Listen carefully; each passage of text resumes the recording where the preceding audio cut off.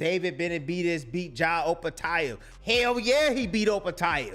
Oh, I'm a double down. He gonna beat Opetaia. I double down on that one. He gonna beat Opetaia. See, Opetaia got good feet. Yeah, he can box, but he can be drugged into a fight. And if you know anything about David Benavidez, just like he did with Ramirez, he's the one of those guys that's gonna test your heart. He gonna test what you have in here. And once he go to Jai and he tests what he has in here, Jai gonna lose his shit. David just fought Gilberto, right? Unified champion, right? No, Gilberto was he had belts. Belt holder? No, Gilberto Zurdo Ramirez was never a champion at cruiserweight. He had a belt. You were a champion in two divisions because you beat the champion. You didn't just win a belt, you were the champ. I get that. But at the same time, Jai Opetaia, who did he just fight? Right? He fought Brandon Glanton, right? Before that, But he fought Bradis. He won the Cruiserweight Championship, Lineal Ring Magazine, against one of the best cruiserweights ever. I get that, but in today's modern era, it's about your last fight and how you look in your last fight. While you on this roll, go see Usyk. Don't play with second. Why would you play with a guy who's just as dangerous as Usyk, not as known as Usyk, not gonna bring you as much money as Usyk, when you can just go straight to Usyk? That's kind of crazy. That's how boxing misses out on big fights. You know, the Usyk's right up there as well. Jai's a lot faster than Usyk, I find, and a lot higher work rate, in and out movement. He's got a lot of good things going for himself. So to be able to, get the good rounds out with Jai, it's definitely even more of a confidence booster. And yeah, he's definitely world champ for a reason. He's a beast. I don't think it's the career suicide that you think. I give if Benavidez looks great against Zurdo, I'd give him a good shot to beat at cruiserweight. Jai Opetaia. Yeah, I'd give him a good shot to beat him. That's probably, this goes back to to one of the most dumbest, most ignorant things you've ever said. You think that Jai would have cleaned Zurdo's clock too? Jai cleans everyone's clock at cruiserweight. What are you basing that off? What I'm saying, my professional eye, Mannix. Okay, against whom? What I'm seeing, period. Two undefeated forces, one dream showdown, and now boxing's biggest names are revealing who they believe walks away victorious. Coming up first, Sean Porter explains why Jai Opetaia's lack of experience at this level could put him in a dangerous position against David Benavidez. To me, Opetaia not experienced enough. Well, that's what Jose Sr. says, but he is the best cruiserweight in the world. And he's, unlike David, who's still a little soft at 196. Yeah. Opetaia is built, athletic, punches hard, southpaw, has good feet. Yeah. I'm picking Benavidez against the field, but these are extremely, Bivol and Opetaia in particular, with their skill and their movement, the amount of everything that they have is very difficult in terms of size, but also what they bring with that size. But that guy's a special talent. Yeah, straight up. Not saying they're not, but he's straight up. Straight up. But he got to prove it. Yeah. You got to prove it. Adding his perspective, Max Kellerman believes the difference in what both fighters have achieved throughout their careers could play a major role in determining the winner. In today's modern era, it's about your last fight and how you look in your last fight and who you face in your last fight. People forget like this, and I think that what Benavidez is probably going off of is the fact of who did he fight, Jai Opetaia, and who did David fight recently. Actually, at cruiserweight, David is much more. Benavidez might beat Opetaia, right? He'd be favored to do so. I'm saying Opetaia is a much more accomplished cruiserweight than Benavidez. Boxing-wise, much more accomplished. And Zurdo. We talking boxing-wise, but if you ask the business, you're talking about business-wise, like you ask, everybody don't even know who Jai is. We know because we in the boxing world, but everybody don't know who that. Everybody know who he with Tyson today. He's with Floyd tomorrow. Like he's a big draw. No question. Claiming Jai Opetaia has no real talent or strong chance, Jose Benavidez Sr. goes further, calling him a nobody with no clear standout skills. I was doing an interview with Coach Breadman. You guys went against him against Caleb Plant. And he feels that Jai Opetaia is better than David Morrell. What you think? Hell no. I don't think he's better than David Morrell. Not at all, Don't get me wrong. I think Jai Opetaia is a good fighter. He doesn't have a chin. And all his fights, he gets hurt, I don't think he has a good jab. I don't think he has a good defense. I don't think he has a good body shot. I don't think he has a good uppercut. He's just a good fighter, a fighter that's disciplined. I see that discipline. I just don't see that talent Giving his prediction, Jose Benavidez Sr. says the Mexican monster will stop Opetaia early, expecting a brutal finish inside the first or second round. Yeah, I mean, I get what you mean. I've seen his last fight. He's not really dynamic. He's kind of very simple. I get what you say. But a big guy, you know, this is what people are saying. Big guy with athletic ability could give, you know, David Benavidez problems. You know, that's what everybody says. Yeah. You know, that's what everybody says, you know? Everybody thought that the weight of Zurdo and the power was going to be a big difference.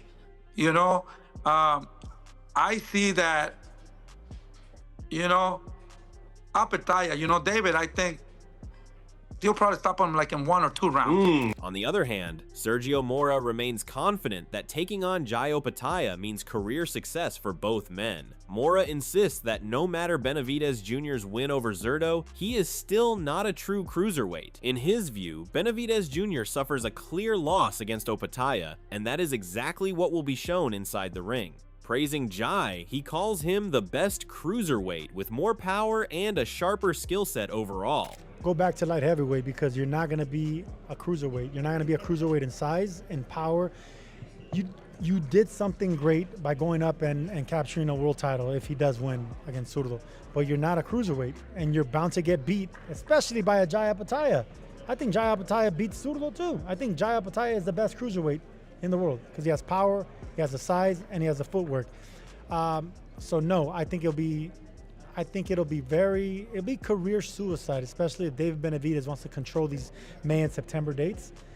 He needs to go back down. And this is something Chris Mannix does not agree with. According to him, Benavidez, after beating Zurdo, has a strong chance of beating Opetaia. Meanwhile, Sergio Mora remains consistent, insisting that Jai's own experience and an experienced fighter's perspective suggest what is coming next in the ring. Mannix leans toward Benavidez, while Mora stands firm behind Opetaia, making this a true clash of opinions in the boxing world. It's the career suicide that you think. If Benavidez looks great against Zurdo, I'd give him a good shot to beat at cruiserweight Jai Opetaia. Yeah, I give him a good shot to beat him.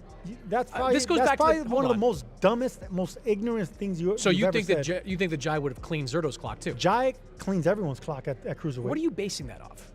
What I'm saying, my professional eye, Mannix. Okay, against whom? What I'm seeing, period. How he dispatches opponents. He puts them in the hospital. Forget knocking them out. Who's the high-level guy he's done that to? Well, cruiserweight's not a high name. Sure there are. There's plenty of... Look, aside from Zurdo and Jai, name me another cruiserweight that's relevant. I would have liked to have seen a couple of years ago him against Badu Jack at that point. It's not a couple of years ago, and Badu Jack is a smaller fighter, super middleweight going up. Highlighting the difference between the resumes of both fighters, Chris believes Benavidez has achieved more and faced tougher names, while Opetaia has not built enough big victories on his record. In his view, whether he is a natural cruiserweight or not does not matter because the main thing is the level of opposition Benavidez has already dealt with. This, he argues, gives Benavidez a clear edge when comparing both careers going into this fight. It's not a...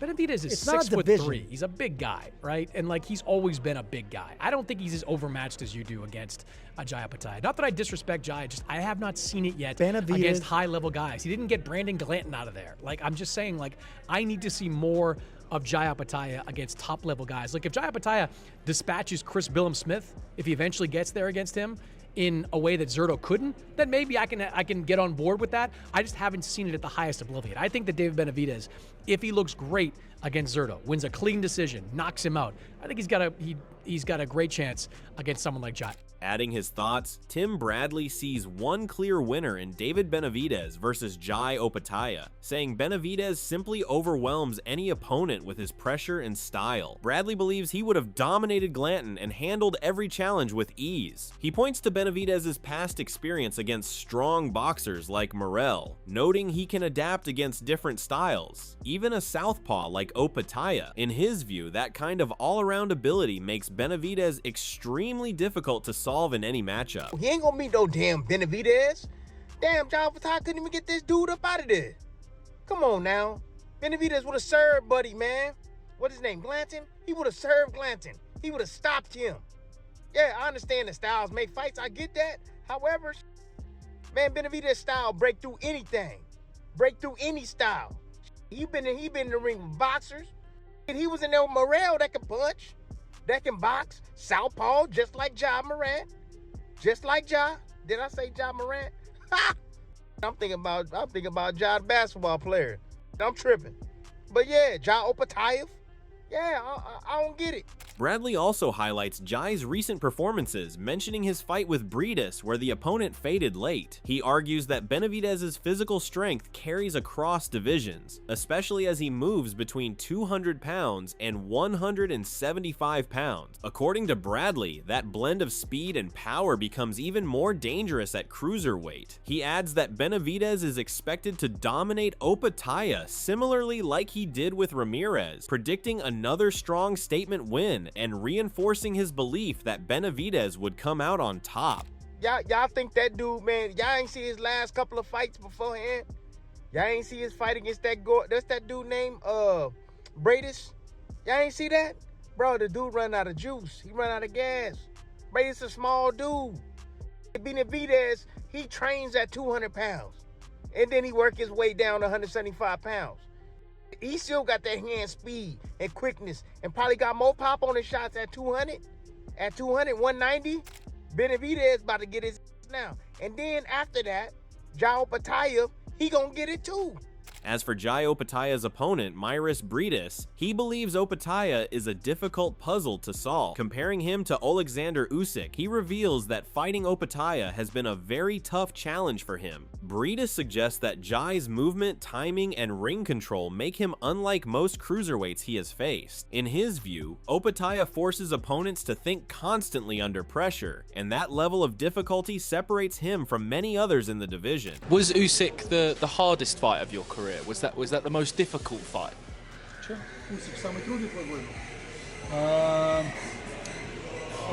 think no. I think with Jai Opetaia was more difficult.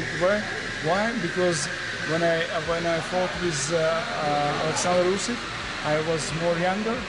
But yeah, it's most difficult is when you have a year.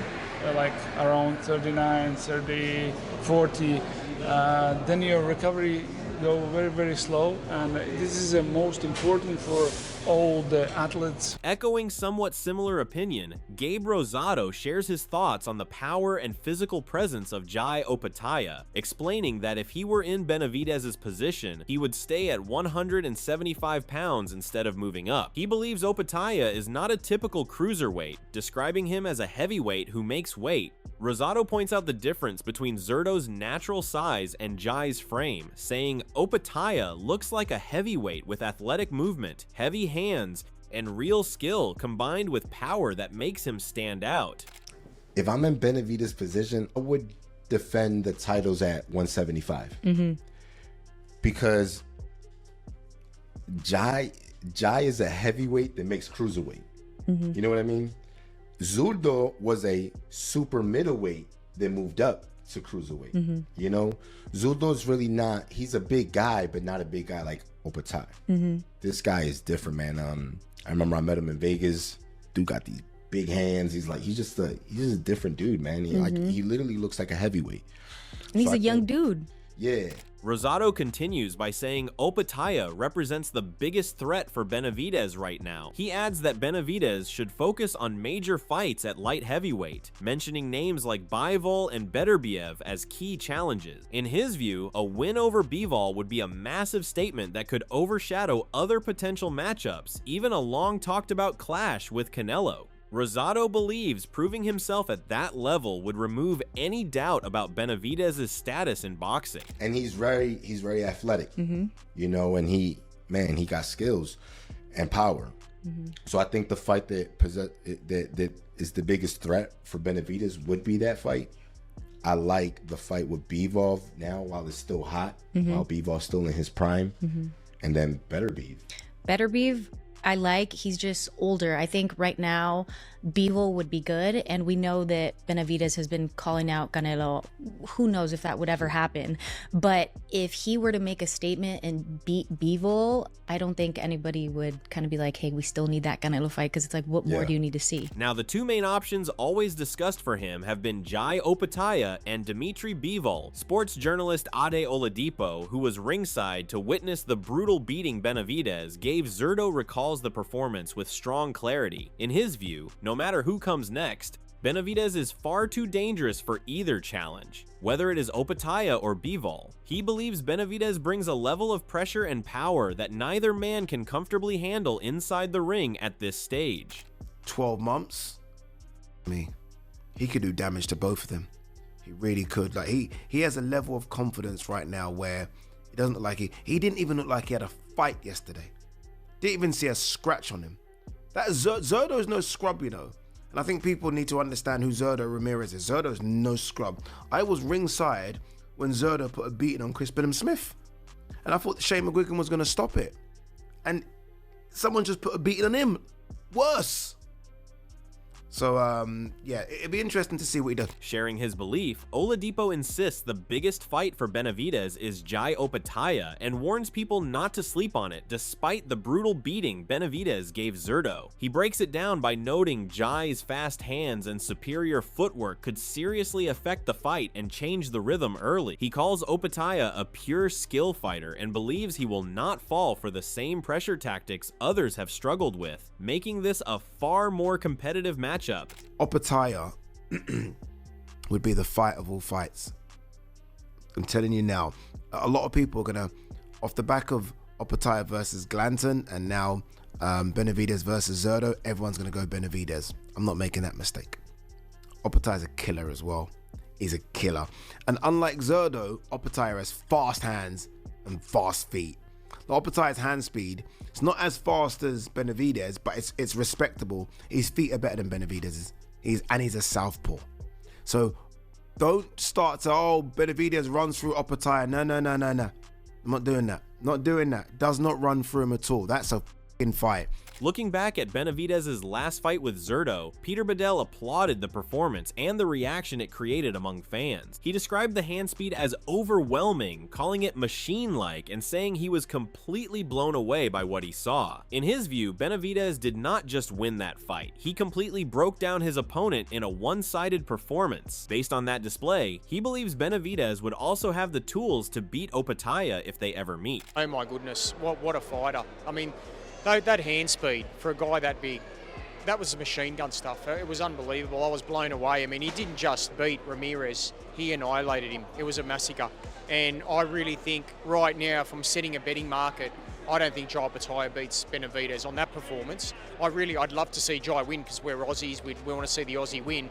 And Jai is a magnificent cruiserweight. But gee, what I saw of Benavidez, the step up in weight didn't bother him at all. So after all the predictions, the split opinions, and the rising tension, the question only gets heavier. Is Benavidez simply too powerful for anyone at cruiserweight, or is Opetaia the one man ready to flip the script? Now it all comes down to what you believe happens when styles collide at the highest level.